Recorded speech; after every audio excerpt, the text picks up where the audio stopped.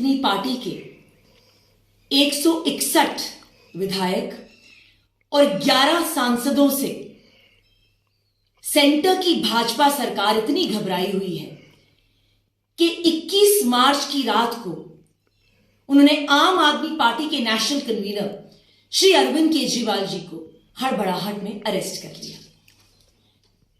But on the 21st of March, the Honorable High Court of Delhi had issued a notice to the ED on the petition of Shri Arvind Kejriwal, and the ED was supposed to reply on April 22nd.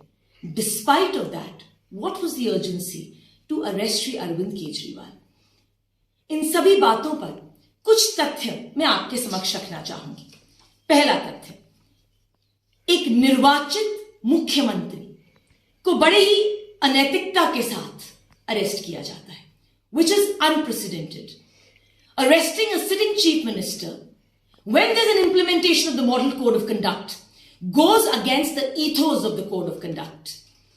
दूसरा तथ्य, एक कथाकथित घोटाला जिसमें श्री अरविंद केजरीवाल की remand की demand होती है। कहीं ना कहीं कोर्ट को पता है that there are no merits in the case. इसीलिए जब ईडी 10 दिन की रिमांड मांगती है तो श्री केजरीवाल की रिमांड सिर्फ 6 दिन के लिए उनको मिलती है। सबको पता है किस प्रकार जो है भाजपा ईडी और सीबीआई का मिसयूज कर रही है। वो ये मिसयूज क्यों कर रही है? क्योंकि वो जानती है कि कहीं ना कहीं आम आदमी पार्टी एक बहुत ही प्रमुख विपक्षी दल है। They want to murder the Indian democracy. वो एक दबाव बनाना चाहते हैं जिससे इंडिया गठबंधन हिल जाए। BJP waited for the Lok Sabha elections for the arrest of Shri Arvind Kejriwal. आप 2.5 साल से इन्वेस्टिगेशन चला रहे हैं। There is no money trail. 1 रुपए की रिकवरी नहीं हुई है। There are no proceeds of the crime. तो किस बेसिस पर आप कहीं ना कहीं अरेस्ट कर रहे हैं? पूरा केस विटनेसेस और को अक्यूज्ड की बातों पर है। इनमें से 2 बड़े इंपॉर्टेंट विटनेसेस पी सारथ रेड्डी और राघव मंगूटा, इन दोनों की स्टेटमेंट्स पे इनिशियली श्री अरविंद केजरीवाल का नाम नहीं था। उसके बाद इनको अरेस्ट किया जाता है। कहीं ना कहीं उसके बाद ये बीजेपी के इलेक्टोरल बॉन्ड्स खरीदते हैं, बीजेपी को पैसा जाता है। उसके बाद इन दोनों को बेल पर रिलीज किया जाता है on the issue of back pain, और उसके बाद इनको सरकारी गवाह बनाया जाता है, अप्रूवर बनाया जाता है दबाव देके।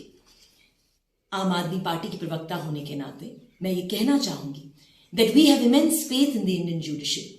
हमें न्यायपालिका पर पूरा विश्वास है और हम जानते हैं जल्द ही जल्द श्री अरविंद केजरीवाल जी को रिलीज किया जाएगा।